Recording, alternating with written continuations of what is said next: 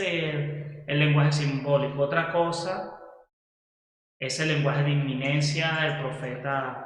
Los profetas decían, el juicio del Señor viene ya, y podrían pasar 200 años. Malaquías e Isaías dijeron que iba a venir el que iba a preparar el camino del Señor, el que iba a enderezar sus veredas, y pasaron casi 500, 700 años cuando llegó Juan el Bautista a cumplir esa profecía. Eso es una característica del lenguaje profético. Es inminente, ¿no? Te obliga a tomar una reacción ya. Y eso debería ser también nuestro acercamiento cuando leemos un profeta. ¿Qué me dice? ¿Qué debo hacer hoy?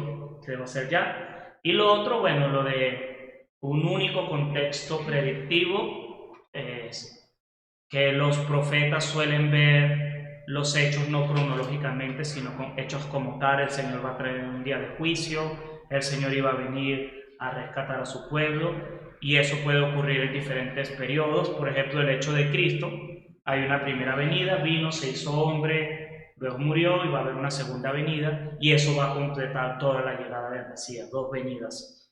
Y en muchas profecías aparece como si fuese una. Hoy vamos a continuar ya entrando entonces en Amós, y vamos a estar leyendo los capítulos 1 y 2. Entonces, si alguien podría leer Amós capítulo 1 desde el verso 3 hasta el 12. No, del 3 al 15, perdón. Así dice el Señor, porque los delitos de Damasco han llegado a su colmo. No revocaré su castigo, porque trillaron a Galaad con trillos de hierro. Yo enviaré fuego contra el palacio de Hazael, que consumirá las fortalezas de Ben-Hadad. Romperé el cerrojo de la puerta de Damasco. Destruiré al que reina en el valle de Aven, y al que empuña el cetro en Bet-Eden. Y el pueblo de Siria será desterrado a Kir, dice el Señor. Así dice el Señor, los delitos de Gaza han llegado a su colmo. Por tanto, no revocaré su castigo, porque desterraron a poblaciones enteras para venderlas a Edom. Yo enviaré fuego contra los muros de Gaza, que consumirá sus fortalezas. Destruiré al que reina en Asdod y al que empuña el cetro en Ascalón. Volveré mi mano contra Ecrón, y perecerá hasta el último de los filisteos, dice el Señor omnipotente. Así dice el Señor, los delitos de Tiro han llegado a su colmo, por tanto no revocaré su castigo, porque le vendieron a Edom poblaciones enteras de cautivos, olvidando así una alianza entre hermanos. Yo enviaré fuego contra los muros de Tiro, que consumirá sus fortalezas. Así dice el Señor, los delitos de Edom han llegado a su colmo, por tanto no revocaré su castigo, porque sin mostrar ninguna compasión persiguieron con espada a su hermano, porque dieron rienda suelta a su ira, y no dejaron de alimentar su enojo. Yo enviaré fuego contra Temán, que consumirá las fortalezas de Bosra. Así dice el Señor, los delitos de Amón han llegado a su colmo, por tanto no revocaré su castigo, porque a fin de extender sus fronteras a las mujeres encintas de la región de Galaad, les abrieron el vientre. Yo prenderé fuego a los muros de Rabá, que consumirá sus fortalezas entre gritos de guerra en el día de la batalla, y en el rugir de la tormenta en un día de tempestad. Su rey marchará al destierro junto con sus oficiales, dice el Señor. Amén.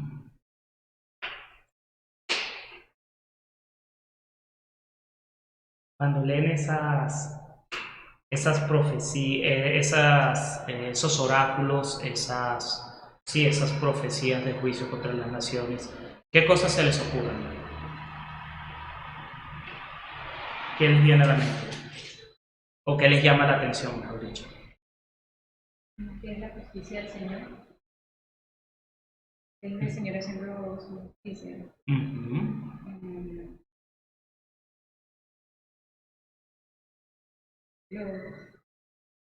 Pues era contra las naciones vecinas que eran pues, pueblos paganos.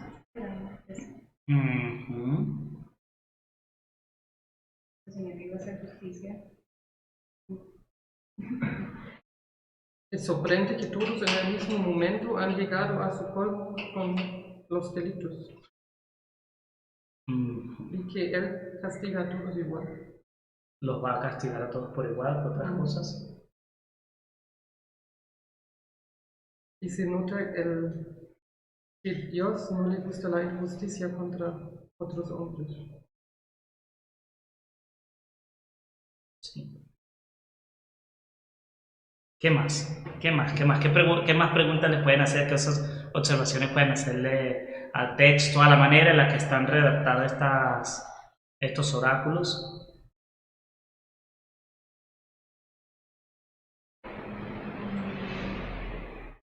Me llama la atención por lo que pues casi siempre dice los delitos han llegado a su colmo, los de Amón, Gaza, Damasco, entonces él expresa allí ha llegado a su colmo, o sea, ya no más. Me parece interesante eso, que ya parece que ya es suficiente. Como que acumula. Sí, Debido a esto, por tanto, recibirán esto. Sí, como que ya llegaron al límite. De hecho, Adri, ¿cómo traduce tu Biblia el verso 3 o el comienzo de todas las profecías? Así dice el Señor, por 3 transgresiones de Damasco y por 4 no revocaré su castigo. Y todos hablan del y por 4. Ajá. Y por 4. Sí. Eso por 3 ya hubiera recibido el castigo, pero ya son más delitos. La Reina Valera dice y por el 4. Y por el 4. Ajá. Digamos, una traducción más literal sería por 3 transgresiones y por la 4 o por el 4, pero el significado es el que tiene la NBI. O sea, ya llegaron al límite, ya llegaron al tope. De hecho... ¿El cuarto? ¿Eso que cómo es? ¿Por el cuarto? Por el 4. Por el 4 o por 4. O sea, por 3 transgresiones de Damasco y por 4 no revocaré su castigo. Y ese es ¿Completa el 4 o qué? Sí. Los 3 ya sería completo para castigarlo, pero había algo más. Exactamente. Formaron. Porque ya está como, el vaso ya estaba lleno con 3. Era como una expresión. Como una expresión de mostrar. Que cuando cuentas hasta 3. Puede ser eso, hasta 3, o cuando estás obstinado y dice, ya me lo has dicho 1000 veces.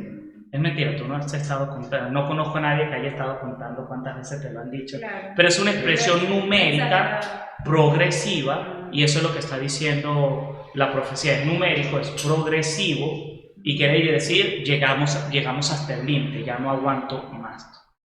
Voy a intervenir directamente. De hecho, tomen cualquiera de las profecías, por ejemplo, la que es contra Tiro, en los versos 9 y 10. ¿Cuántas faltas de Tiro se mencionan? 3. Y por 4.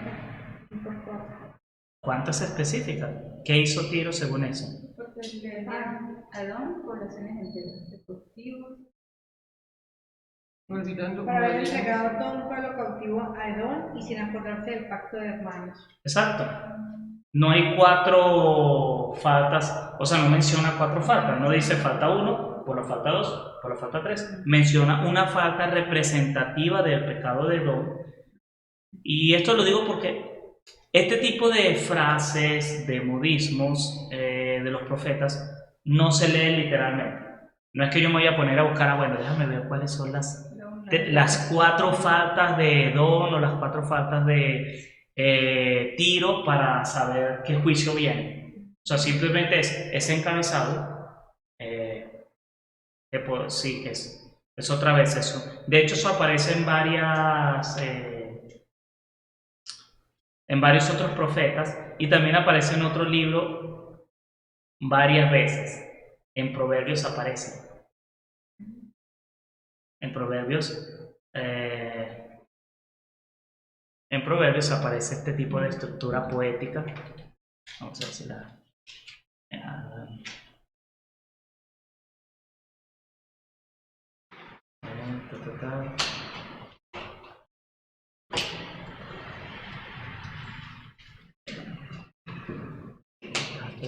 mañana.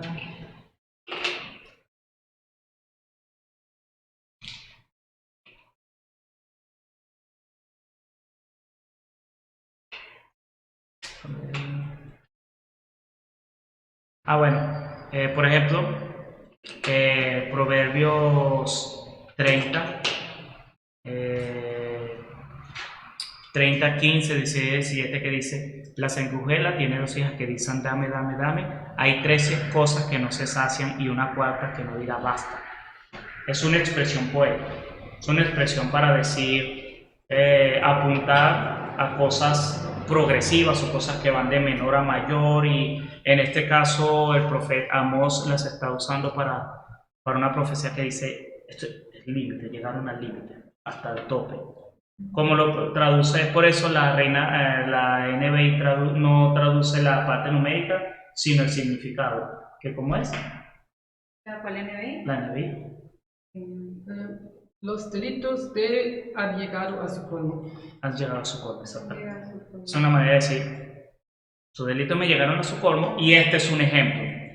Haber entregado cautivo a Edom sin acordarse del pacto de hermanos. Esa es la estructura, y luego aparece un juicio. Así que hay cada una de estas profecías tiene tres elementos. Ese encabezado, que es literario, es poético. Eso sería como cuando yo voy a empezar una frase diciendo: me tienes hasta la coronilla. ya, Pero me tienes harto. Como por el dialecto de esa época y de ese contexto que lo manejaban. Sí, es una forma de paralelismo de la poesía. Si hoy lo escribieran, dijeran por 1000 razones. Exactamente. Pero es de esta época y de esta región. Exactamente. Y otra vez, no tendría sentido buscarlo literalmente. O sea, cuando alguien te dice eso, por 1000 razones tú sabes que esa persona no llevó una cuenta en un libro, en una tablita de Excel, razón 1, 2, 3, 4 hasta la razón 1000. Pero acá en la NBI se entiende, pero si yo lo leo así, sería que los 4. Pues estamos aquí para que sí. todos. Sí. De hecho, uno tiene que buscar la nota, porque yo recuerdo que cuando yo leí por primera vez este tipo de profecías, a mí me confundían, porque yo solo encontraba una razón. Yo decía: ¿dónde están las otras 3? ¿Cuáles son las otras 3? Faltan. O sea, uno intenta contarlas, y al final es simplemente un recurso literal. Entonces, está este encabezado. Hay un pecado distintivo. Los pecados aquí que nombran de estos pueblos tienen que ver con cosas que ellos hicieron, y por ejemplo,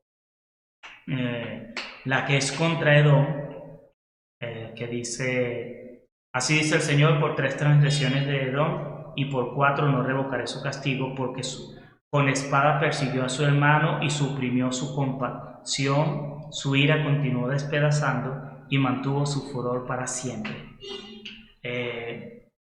Posiblemente Amós está pensando o está trayendo a la luz un momento en el que los amonitas se aliaron con otros pueblos para atacar a Judá.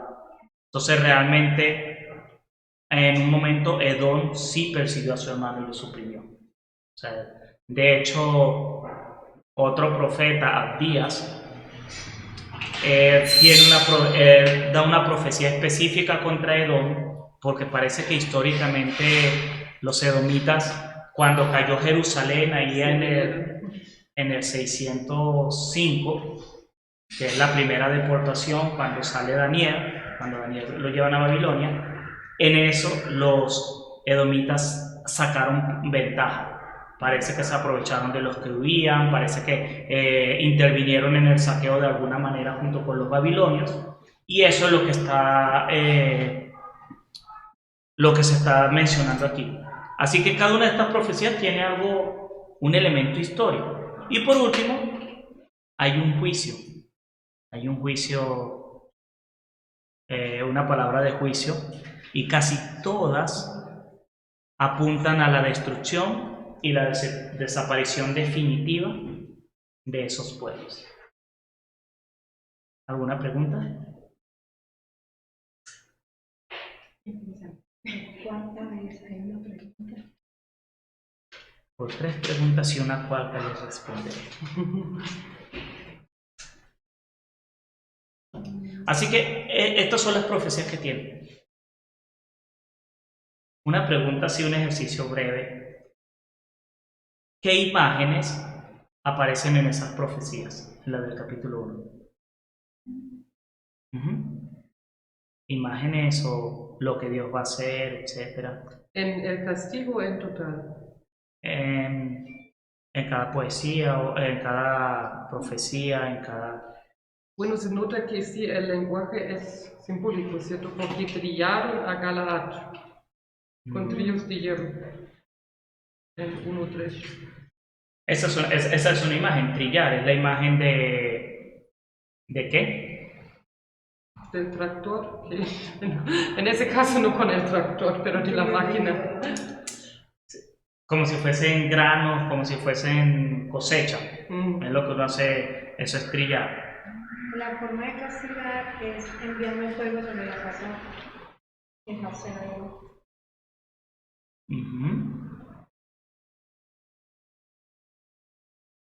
Luego dice, también romper el cerrojo de Damasco. ¿Qué es el cerrojo de Damasco? Candado, la cerradura, el cerrojo de la puerta de Damasco, es la imagen de que ellos perderán su seguridad. O sea, uno piensa a una ciudad amurallada a la que le quitan la puerta o le rompen la puerta. Eso es lo que está sugiriendo ahí esa imagen. Ok, está la imagen del trillo. ¿Qué otras imágenes vemos?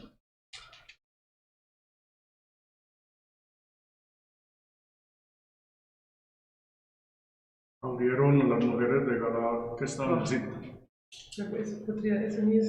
Eso es verdad, seguro. Sí, pero es una imagen Eso casi grotesca. no puedo leer. Es una imagen grotesca. ¿Qué versículo es? Sí, esto. Está... Del 13. Del 13.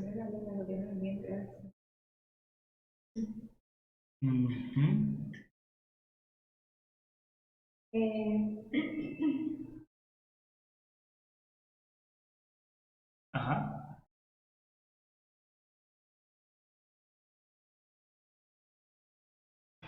No sé, destierro. ¿Qué tiene figura? Sí, figuras, imágenes que puede evocar. Está esa de una masacre terrible. Como el pecado que conllevó a... Y aquí, al que empuña el cetro, no, pero el cetro es el que reina, ¿cierto? Exactamente. Sí, pero eso no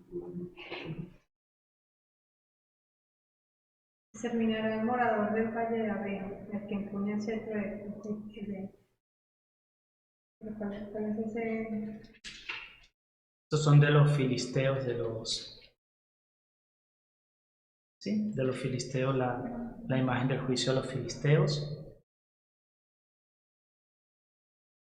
Dice en el rugir de la tormenta. Ok, está la imagen de la Ese es tormenta. el versículo 14. Dice la tormenta en un día de tempestad. Rey marchará el desierto junto al rugir de la tormenta. Y uno ve, por ejemplo, en medio de los gritos de guerra en el día de la batalla, en medio de una tempestad en el día de la tormenta. Es el paralelismo entre la batalla con una tormenta, es la imagen del caos, de la guerra, de la violencia. lo que está pasando. Y el cautiverio. Y su rey irá en cautiverio. Y su rey irá en cautiverio. Esa imagen de destierro, de que serán llevados.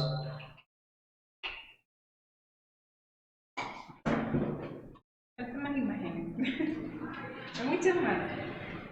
Que es interesante porque a veces uno lee y no sé, es como, y es crear un poquito de conciencia de que no podemos hacer una lectura plana de estos pasajes. Hay imágenes y tienen desde lo grotesco como ese del verso 13 hasta imágenes caóticas y, por ejemplo, habla que el pecado contra Edom es haber tenido una ira eterna, una ira, un furor para siempre. Eso es lo que dice el verso 11. Y son imágenes que transmiten la idea de pecados muy desagradables, de mucha injusticia.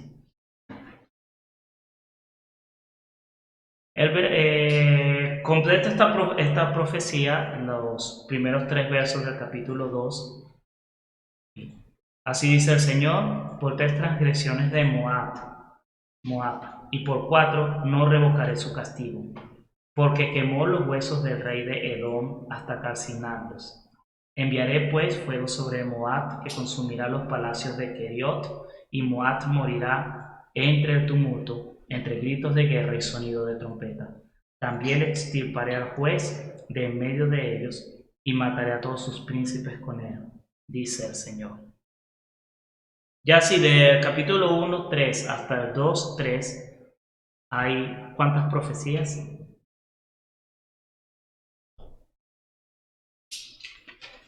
Son 6. Del capítulo 8 profecías. 1:3, no, pero del 1:3 hasta el 2:3. 1:3 hasta el 2:3. 1:3 hasta el 2:3. Son contra 6 pueblos. 6 profecías. O sea, esas primeras 6 profecías, ya dijimos, tienen una estructura todas similares. De hecho, todas las profecías ahí tienen una estructura similar. El encabezado, la falta y la respuesta de Dios, lo que Dios va a hacer. Eso aparece en todas. Todas son más o menos, si las miran bien, las leen bien, son más o menos del mismo tamaño, del mismo... sí, se podrían, si uno las leyese, seguramente todas tardarían más o menos el mismo tiempo. O sea, hay como un equilibrio, eso es parte de la poesía. Esas son las características, digamos, literarias. Ahora, de contenido. ¿Qué es lo característico de esas 6 profecías, de esas 6 primeras profecías? Bueno, por uno no es Israel ni Judá. Son todos vecinos de Israel y Judá. Ok. Yo creo que eso es lo más importante. No son contra Israel ni contra Judá. Son contra los vecinos. ¿Qué significa eso, que sean contra los vecinos?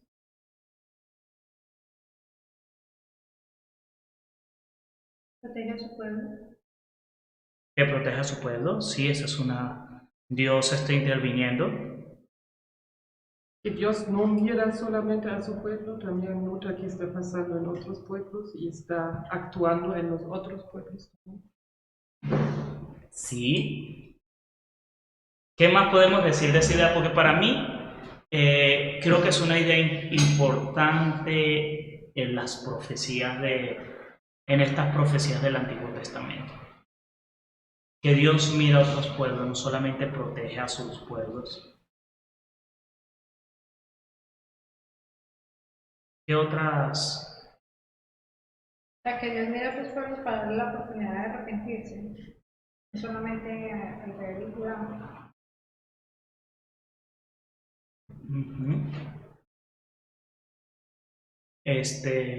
¿Qué más?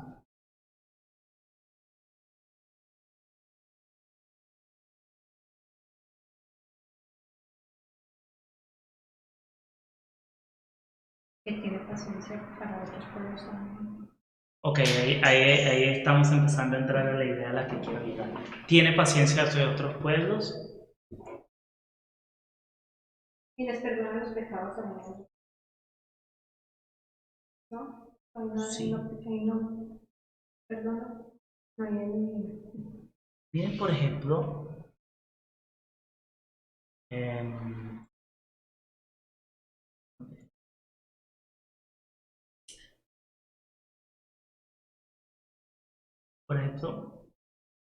la profecía contra Moab, la de 2:1 al 3. ¿Cuál es el pecado que Dios utiliza para juzgar a Israel? A Moab, perdón. Porque todos pues, porque hay un común que atentaron todos contra el rey de Edom. Entonces ni actuaron contra Judá o Israel, sino actuaron contra un otro vecino. Exacto. No son pecados. Dios está diciendo, te voy a juzgar porque pecaste, pero el pecado no es un pecado contra Israel o Judá.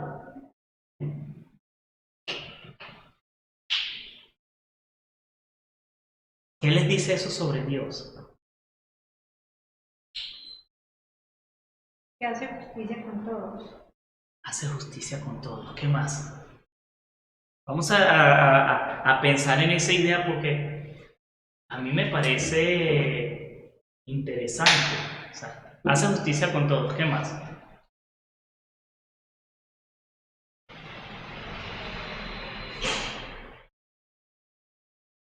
Pues que es un Dios de orden, o sea, exige justicia tanto para su pueblo como para los que no lo son. O sea, es igual.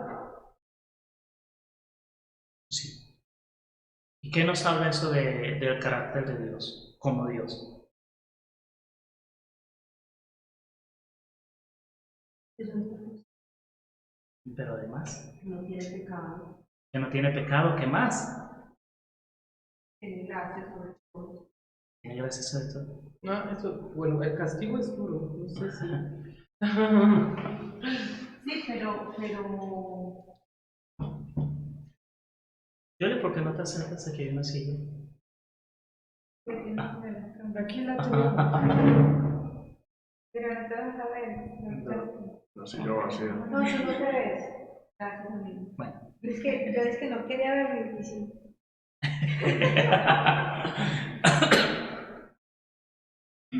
Pienso en un momento y a ver si sacamos la idea de esta manera. ¿Ustedes se recuerdan la historia de Jonás? ¿Sí? Sí. ¿Qué hizo Jonás cuando Dios le dice ve y predica a Nínive? No le agradó la idea. Sí, no obedeció. No No quería. quería ir a la ciudad de los enemigos. No quería ir a la ciudad de los enemigos. ¿Y qué hizo Dios? ¿Y qué hizo en respuesta a ese malestar que le causó Dios al pedirle que vaya a predicar a los enemigos? Murió 4 años. ¿Por qué? ¿Qué hizo Jonás? Jonás. Queriéndose esconder de Dios. No quería predicar. No quería predicar, quería esconderse de Dios. ¿Y por qué irse a otra ciudad? Por miedo. Por miedo. Pero también ahí hay un concepto de Dios, sobre quién es Dios. Básicamente en el mundo antiguo los dioses tenían jurisdicciones. Entonces estaba el dios de Asiria, el dios de Edom, el dios de Moab, y el dios de Moab reinaba en Moab, y cuando venía otra nación y los invadía, entonces su dios peleaba contra el dios de Moab, y si yo ganaba, entonces conquistaba al dios de Moab. Pero los dioses tenían jurisdicciones, no había una idea, ningún pueblo tenía una idea de un dios universal como la tenían los judíos. O sea, eran dioses locales por ahí. De hecho, uno lo lee en Jeremías, cuando están sitiando Jerusalén, que vienen los funcionarios del rey de Babilonia, o Asiria, del rey, y le dicen: mira que tus dioses no te van a defender, mira lo que nosotros hicimos con los dioses de tal y tal país y tal, que los conquistamos. También lo vemos en el libro de Samuel, cuando conquistan, cuando los hijos de Eli mueren y capturan el arca del pacto, que los filisteos se alegran porque capturaron al Dios de Israel. Había una idea de que Dios no era universal, de que los dioses no eran universales. Pero este pasaje está diciendo: Dios aún tiene poder y soberanía para rendirle cuenta por sus actos a las otras naciones, y no necesariamente porque se metieron contra su pueblo escogido, simplemente porque hicieron el mal. ¿Qué pasaje es, perdón? ¿A qué te estás refiriendo? Bueno, ¿O está hablando del capítulo?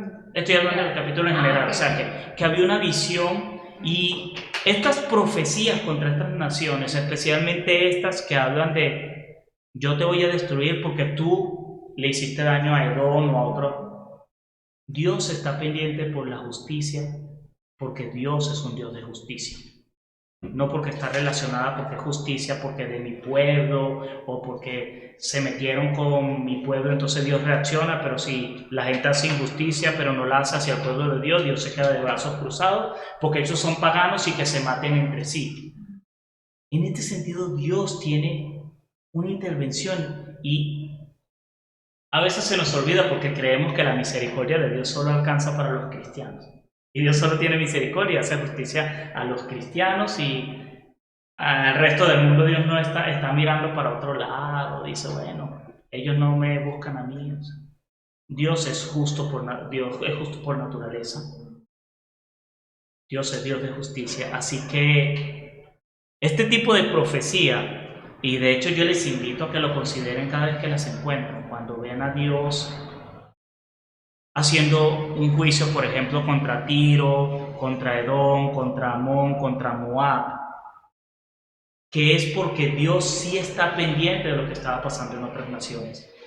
Porque aunque esas naciones podían adorar otros dioses, podían tener otras prácticas, estar alejadas de la voluntad de Dios, Dios sigue siendo Señor de toda la creación. O sea, estas 6 profecías de acá, yo las veo como eso, como una declaración de la soberanía de un Dios que no necesitaba que Tiro se volviese judío y se judaizaran y adoptasen la ley para decirle: tú tienes que hacer el bien. Y parte del juicio final va a ser Dios reclamándole a cada ser humano por no haber vivido conforme a su ley. Eso es interesante, ¿no les parece?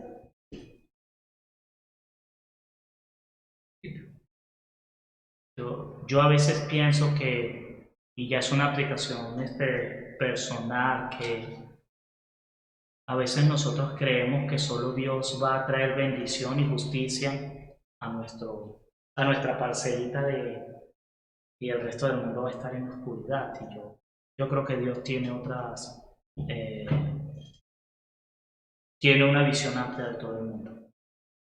Y aún quizás el juicio que van a recibir otras naciones por no haber buscado de Dios nos va a salpicar a nosotros por no haber llevado la palabra de Dios a esos otros lugares. Que en parte eso fue lo que le terminó pasando a Israel, siendo juzgado porque no fue luz a las naciones en cumplimiento del pacto de Dios. Ahora, yo la semana pasada había dicho que el libro de Amós comienza con 8 profecías. Ya vimos 6, quiero que veamos las últimas 2 profecías, que son capítulo 2, de verso 4 al 16, y otra persona que las pueda leer. Capítulo 2. Capítulo 2, versos 4 al 16. Así dice el Señor, por 3 transgresiones de Judá y por 4 no revocaré su castigo, porque desecharon la ley del Señor y no guardaron sus estatutos. También les han hecho errar sus mentiras, tras las cuales anduvieron sus padres. Enviaré pues fuego sobre Judá y consumirá los palacios de Jerusalén. Así dice el Señor. Por 3 transgresiones de Israel y por 4 no revocaré su castigo, porque venden al justo por dinero y al necesitado por un par de sandalias. Los que pisotean en el polvo de la tierra la cabeza de los desvalidos, también tuercen el camino de los humildes. Un hombre y su padre se llegan a la misma joven, profanando mi santo nombre. Sobre ropas empeñadas se tienden junto a cualquier altar, y el vino de los que han sido multados lo beben en la casa de su Dios. Yo mismo destruí a los amorreos delante de ellos, cuya altura era como la altura de los cedros, y era fuerte como las encinas. Destruí su fruto arriba y su raíz abajo, y a ustedes yo los hice subir de la tierra de Egipto, y los conduje por el desierto 40 años para que tomaran posesión de la tierra de amorreo. Y levanté profetas de entre sus hijos, y nazareos de entre sus jóvenes. No es así, israelitas, declara el Señor. Pero ustedes hicieron beber vino a los nazareos, y a los profetas le ordenaron, no profeticen. Así que yo estoy oprimido debajo de ustedes, como está oprimida una carreta llena de gavillas. La huida le fallará al ligero, y el fuerte no fortalecerá su poder, ni el valiente salvará su vida. El que empuña el arco no resistirá, el ligero de pies no escapará, ni el que monta a caballo salvará su vida. Aún el más intrépido entre los valientes huirá desnudo aquel día, declara el Señor. El de Israel estuvo más largo. ¿Qué características ven aquí? ¿Qué cosas les llamaron la atención? Pues de Israel que vuelve otra vez y les recuerda lo que el Señor ha hecho con Acá ellos. ya es un juicio contra Israel. ¿Cómo? Acá es contra Israel. Bueno, yo creo que no. Sí. Las dos últimas profecías, las 7 y la 8, son contra Judá Con Israel. y contra Israel.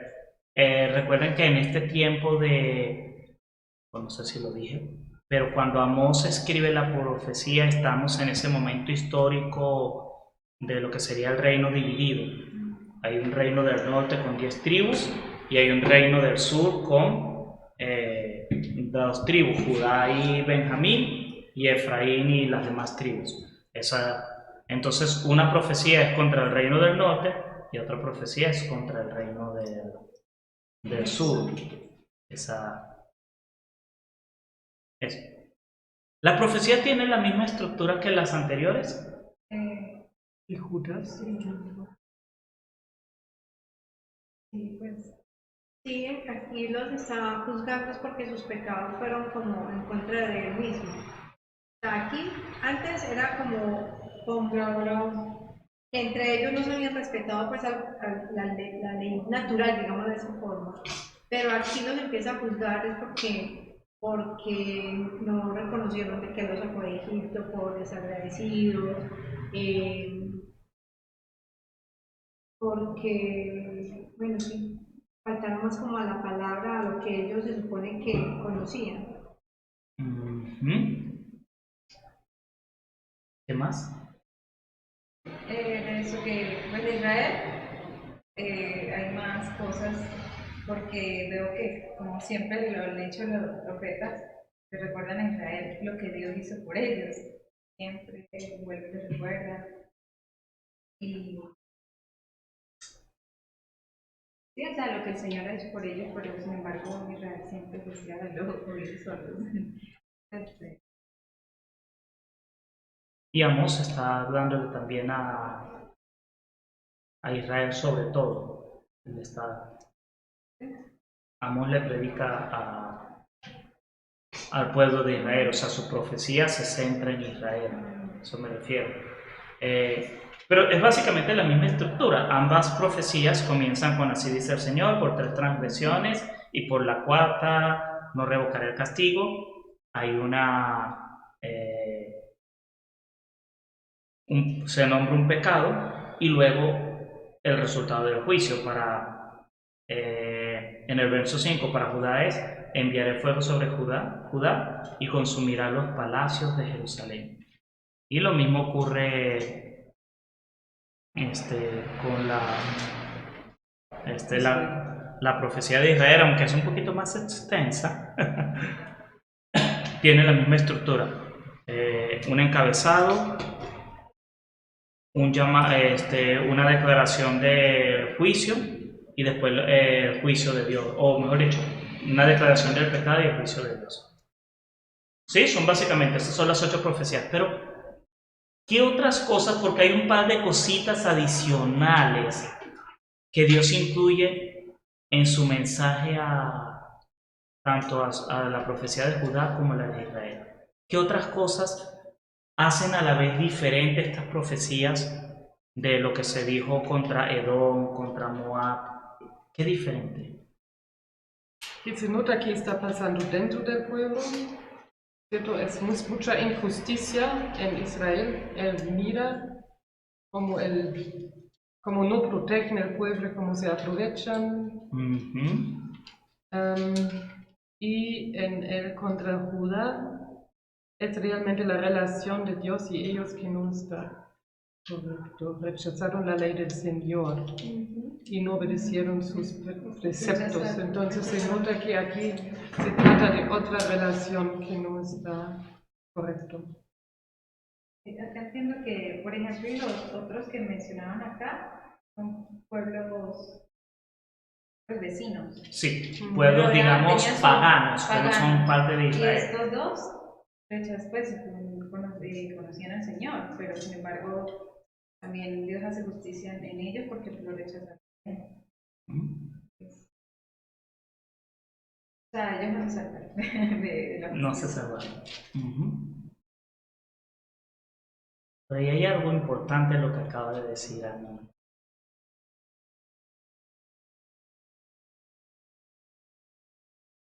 Sobre el juicio que Dios declara contra estas naciones. Que echaron la ley del Señor y no guardaron sus estatutos. Para no ser mucho más malos. ¿Por qué? Porque rechazaron la ley del Señor.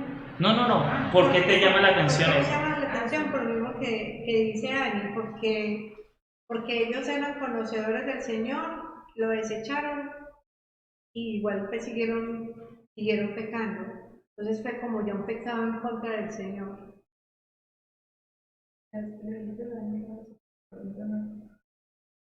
Dejándose descargar por sus mentiras, en las cuales vivieron sus antepasados.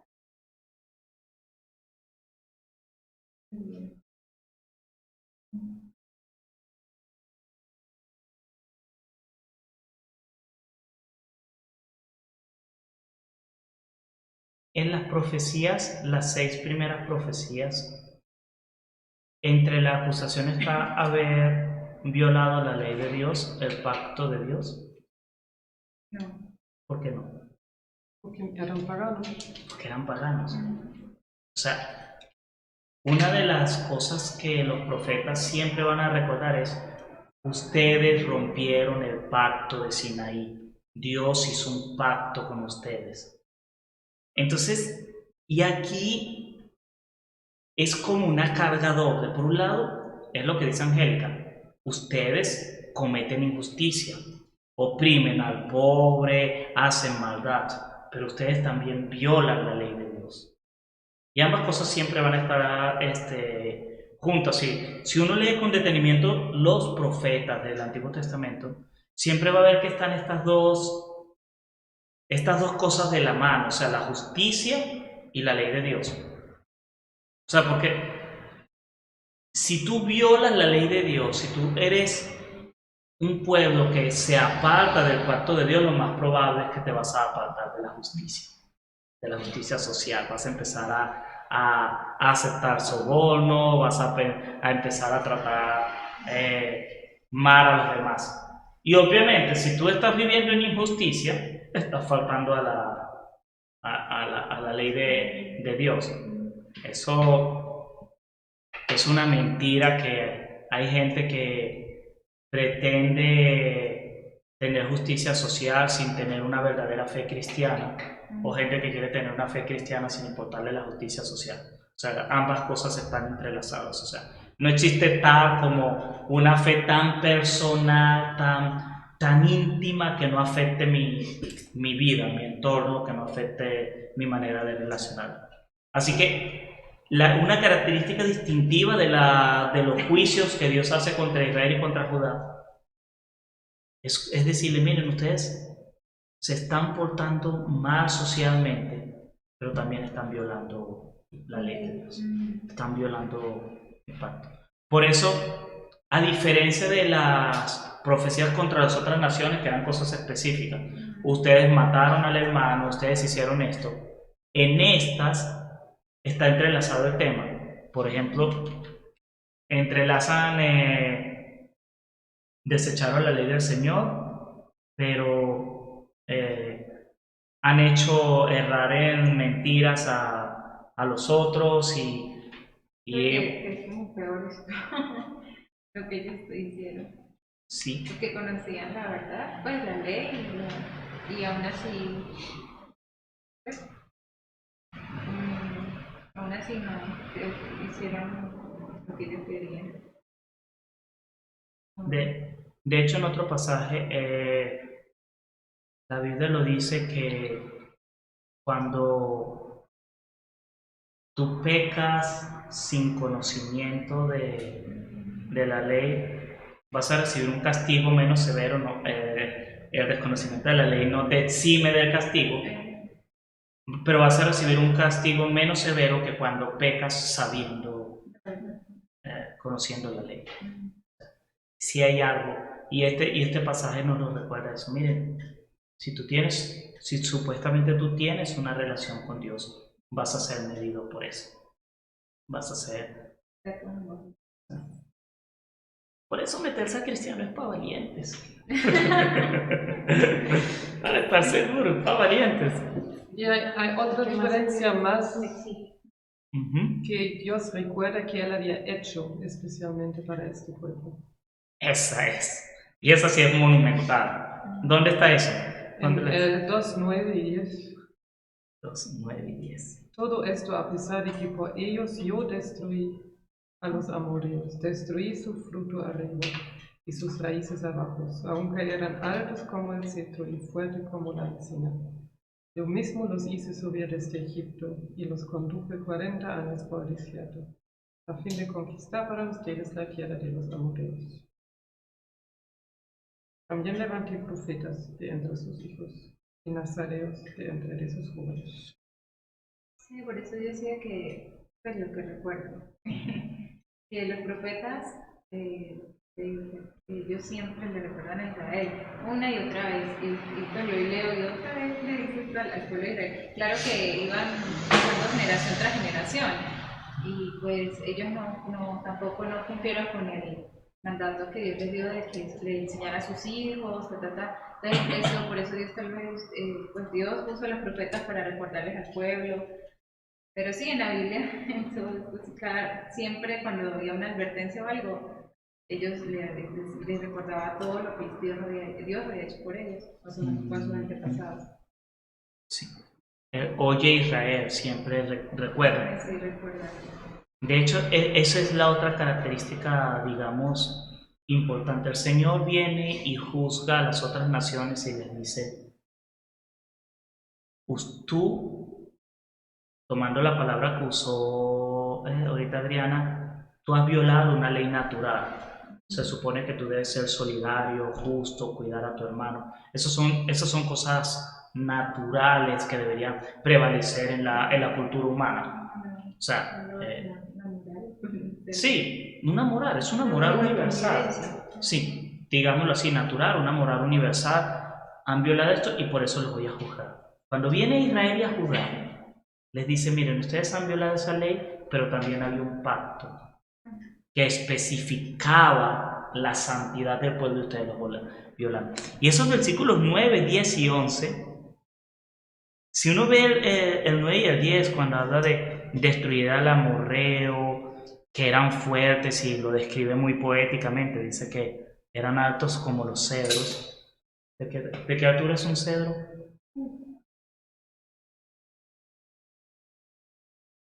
So die 20. 20 metros. No sé. Son árboles altos. Los cedros son los pinos.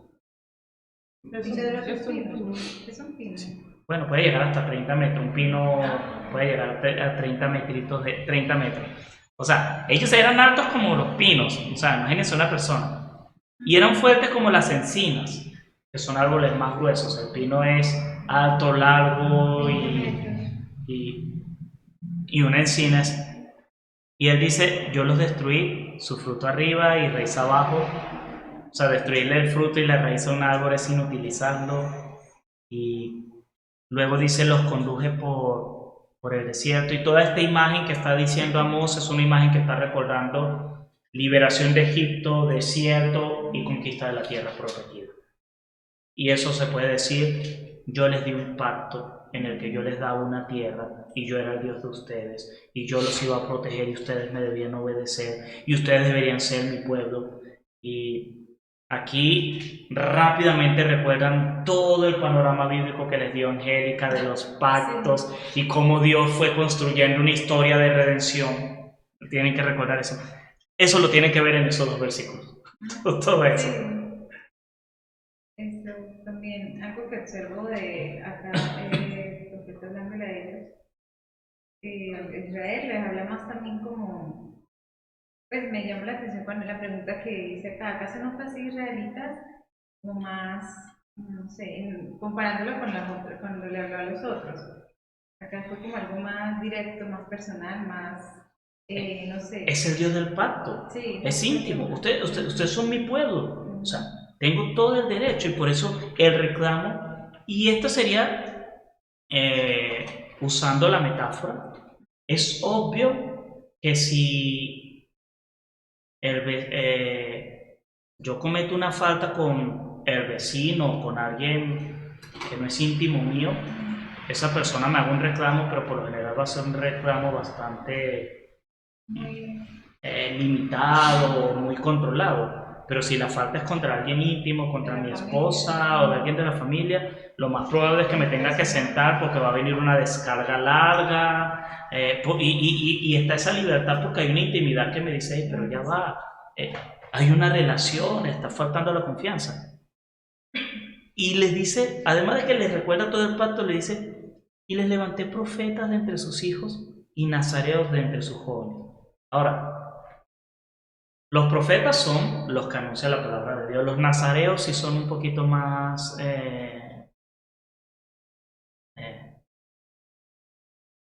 sí, nazareos.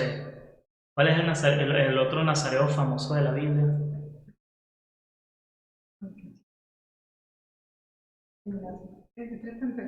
Hay un nazareo famoso de la Biblia. Sansón. Sansón. De hecho, Sansón es el que, digamos, más se habla de él como nazareo, que fue juez de Israel y estaba consagrado posiblemente... ¿El nazareo es del que viene de Nazaret? No, ¿Nazareo qué? aparece en Deuteronomio, es un tipo de... Sansón era de dónde? ¿Cómo decir? ¿De qué? Era un tipo de persona consagrada. Ah, El voto del nazareo, que básicamente tenía que hacer era mantenerse puro de cadáveres, no consumir licor y no dejarse cortar el cabello. Eso es un nazareo. Es una persona consagrada, pero nazareo no es lo mismo que profeta, pero pues, o sea, no hay, está muy, había leyes para el nazareo en Deuteronomio aparecen. Sansón es un nazareo consagrado a Dios. Posiblemente, por el tipo de vida que llevó Samuel, pudo haber sido un nazareo también. Y hasta ahí. Pero en fin, Dios les da personas especiales para ministrarles. Sí, nazareo. No, para mí era alguien que entiende Nazareo. Perdón, de ignorancia. Bueno, pues ya Jesús. Oh, te viste bien. Sí, yo uno lo como que lo ve con el tema de Nazaret como De Nazaret, pero sería nazareno. nazareno. Ah, yo creo que no le había prestado atención y lo había asociado con eso, con el tema de Nazaret. Sí. No, pero era algún tipo de voto especial. Pero ¿es lo llamado para toda la vida o para un tiempo? ¿Tú lo sabes? Juan Bautista. Juan el Bautista, pero Juan el Bautista es profeta. Podría ser, porque Juan el Bautista Y a langosta, tenía que ayunar. por ejemplo, el número 6 es donde está la... Pero creo que...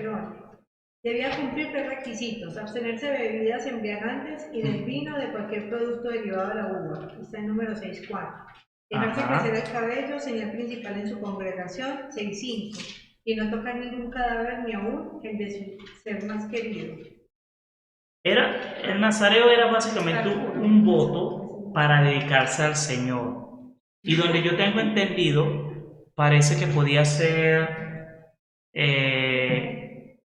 de por vida, como Sansón. Sí, que Sansón fue pero por ejemplo en Números Él dice por un tiempo. es por un tiempo, sí. Por un tiempo. El 13 dice, esta es la ley del nazareo cuando se hayan cumplido los días de su nazareato, llevar una ofrenda. O sea, digamos que eso sería como, yo no sé aquí si hay, bueno, aquí sí hay. Esas promesas que hace alguna gente que dice, si me pasa esto, yo voy a ir, no sé, subir a la de peregrinación de rodillas al Monserrate durante 10 años o el resto de mi vida. Era un tipo de promesa que hacían algunas personas. El punto es que eran promesas para consagrarse a Dios. No sé, me imagino algún servicio especial, etc.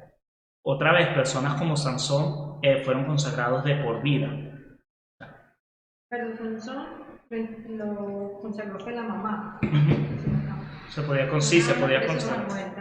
Sí, por eso es que Samuel tiene algunas similitudes, pero no, en Samuel no se utiliza la palabra. El punto es, Dios le da a los profetas, a los nazareos, ¿y qué fue lo que hizo Israel con ellos?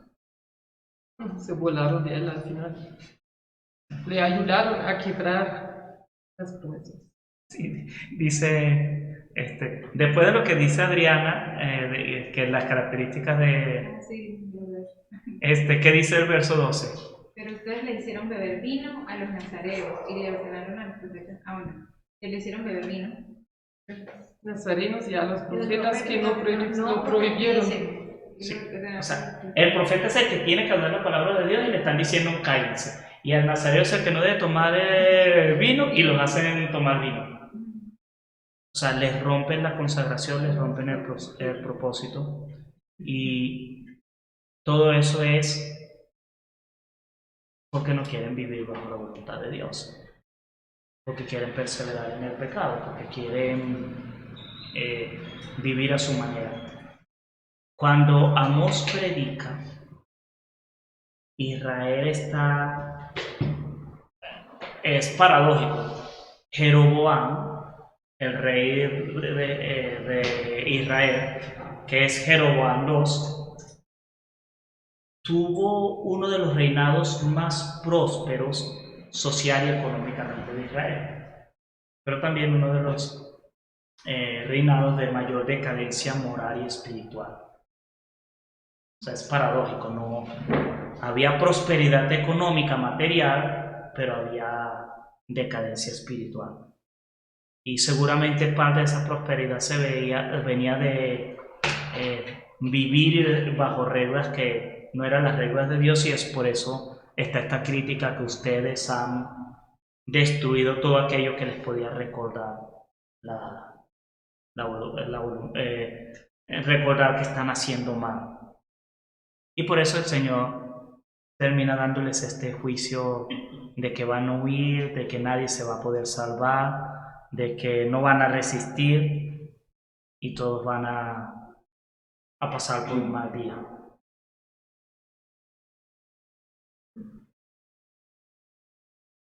Era corriente que yo. Para ir finalizando, ¿qué pueden sacar de esto, de estas profecías? Hemos leído, tienen algunas características, pero Dios tiene un trato especial para las profecías contra los otros pueblos y contra Judá e Israel. Sin embargo, la justicia de Dios es la misma para ambas, porque Dios no puede variar en su justicia ni su santidad. Pero ¿qué cosas podríamos sacar? El dolor que puede sentir Dios de que ni siquiera su propio pueblo le obedece, ni siquiera que tienen como la habilidad de poder reconocer quién es Él, que los sacó de Egipto, que ni siquiera por agradecimiento son obedientes. Eso me da pesar.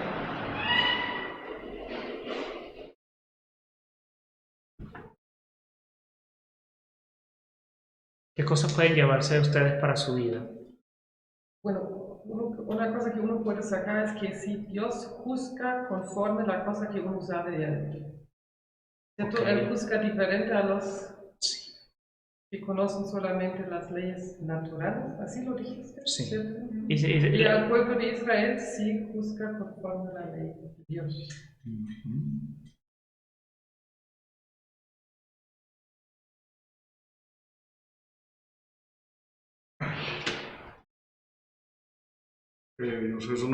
Dios es justo, pero a la vez también es castigado, pues, y uno no cumple la ley. La ley de Dios.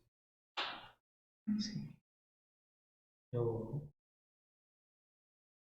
A mí me impresiona y cuando leo especialmente los versos 9 y 10, que la gracia que me ha hecho salvo, la gracia que me permite estar en comunión con Dios, puede ser también en cierto modo un testigo contra mí si yo me aparto de Dios. O sea, la gracia salvadora puede ser un testigo acusador si tú desobedeces. O sea, ¿qué es lo que le está diciendo aquí? Te saqué de Egipto, vencí a tus enemigos y por eso eres culpable, porque no viviste conforme a esa gracia. Y uno piensa, el perdón que Dios nos ha dado, la libertad que tenemos en Cristo, la posibilidad de vivir guiados por el Espíritu Santo. Si nosotros no aceptamos eso, si nosotros no nos sometemos, eso se va a levantar contra nosotros porque va a decir, hey fulano, yo te salvé, yo te liberé de la esclavitud del pecado. Si tú persististe, fue por tu corazón endurecido, no porque había una excusa de que me obligaron o me indujeron o X, porque yo te liberé. Eso es algo que... Pues yo, bueno, acá vemos la justicia de Dios, que sin embargo no dejo de ver la misericordia de Él también, porque Él por eso sigue dándole a su pueblo profetas y sigue allí, o sea, haciendo justicia, pero aún sigue preocupado por su pueblo, porque si no fuera así ya lo hubiese destruido, ya más con ustedes. Sí. De hecho, eso me hizo recordar no lo voy a mencionar porque sigo hablando por otra hora. Pero eso es parte de lo que dice el escritor de Crónicas en los capítulos finales. Hay un párrafo, a mí me parece sumamente triste ese último capítulo de Crónicas, o los últimos capítulos, porque narra la destrucción de Jerusalén, el exilio. Pero hay un párrafo, hay una parte en la que dice algo así con una tristeza como, y Dios les envió profetas y ustedes no obedecieron. Y es como la idea, al final es esa idea de que ustedes terminaron exiliados porque no obedecieron a un Dios que en su gracia les mandó profetas, les recordó la ley, les predicó, y ustedes siguieron empecinados en ser idólatras. Y la única manera que Dios tuvo de quitarle la idolatría a Israel fue llevándolos al exilio. Porque ustedes ven el pueblo de Israel que vuelve del exilio y es de todo menos idólatra. Ya más nunca hay problemas con Baal. En los tiempos de Jesús, los fariseos podían tener todos los pecados del mundo, pero no tenían el pecado de la idolatría. Eso más nunca. O sea, ese fue el santo escarmiento de Dios. O sea, Ya era el orgullo. sí, podían tener cualquier otra cosa, pero tú nunca vas a ir a leer en un evangelio de Jesús diciendo, aparten a Baal de ustedes. Ya no se vuelve a usar ese término de idolatría. Quizás la idolatría pasó a otras formas más sutiles, pero ya es idolatría de la imagen de... No, Dioses. ya no está, eso. Pero fue un Dios recordando, enviando gracia a través de profetas, de juicios parciales. O sea, Jerusalén fue destruida en 3 etapas, en 3 saqueos. Uno comenzó en el 605 más o menos y en el otro en el 586, 587. En todo ese tiempo fueron deteriorándose, no quisieron obedecer hasta que fue destruida totalmente. Aún en los juicios Dios mostraba misericordia y oportunidad de arrepentirse.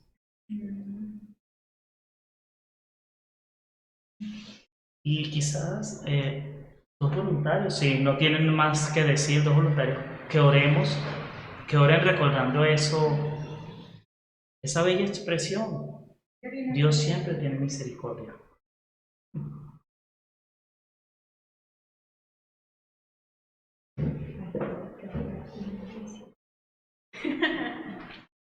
Que tú eres lindísimo. Que Angélica ora lindo. Señor, te damos gracias por ese tiempo que tuvimos juntos, te damos gracias por ese libro, digamos, que podemos leer, que sí yo pienso, nos toca, especialmente en la vida social que tenemos. Gracias que tú eres un Dios de misericordia que está interesado en nosotros y te pedimos que nosotros nos dejamos despertar en cuanto tú hablas con nosotros, que te reconocemos como el Dios de nosotros. Y gracias que tú no solamente eres un Dios de tu pueblo, sino que tú eres un Dios universal Amén. que reina en todo el mundo. Y te pedimos que tú hagas justicia. Te pedimos también hoy especialmente para esa guerra de Ucrania y de Rusia, que esa guerra termine. Que esa guerra que termine la violencia. Pero igualmente te pedimos que tú uses esa situación para que tu reino crezca en Rusia y también en la Ucrania. Y también en el resto del mundo. Gracias, Señor. Y te pedimos que tú nos también ayudas para que crezcamos en la fe. Amén. Amén. Gracias, Padre, gracias por tu palabra, gracias porque nos confrontas al leer estas historias y dejarlas acá para que nosotros podamos leer y conocer todo lo que tú hiciste por este pueblo, por estos pueblos, ver tu justicia y tu misericordia también reflejada en cada una en medio de esas vidas, de esos pueblos. Gracias por lo que nos enseñas cada día y también ver como lo bueno que ha sido también. Como dice tu palabra, tú eres justo, eres el que da que salga el sol, tanto buenos para malos. Y bueno, aún también es un reto para nosotros saber que ya te conocemos, que conocemos tu ley y realmente queremos aferrarnos a ti cada día. Realmente no apartarnos y también ser luz para todas estas otras personas que necesitan conocerte, que están en medio de este mundo, en medio de tantos conflictos, tantas cosas vanas, no pueden llenar sus vidas. Gracias, Padre, por esta hermosa palabra, por poder entenderla, comprenderla por medio de tu Espíritu, del Espíritu Santo. Gracias, Señor. Amén. Amén, Señor. Amén. Muy bien, gracias a ustedes por estar aquí. Yoli, Adri, Ani, Angélica. Francisco y todos los que nos escuchan. Nos vemos el próximo martes. Esteban ahí acompañándonos en la transmisión. Nos vemos el próximo martes con los siguientes capítulos de Amor. Dios les bendiga y hasta la próxima. Chao.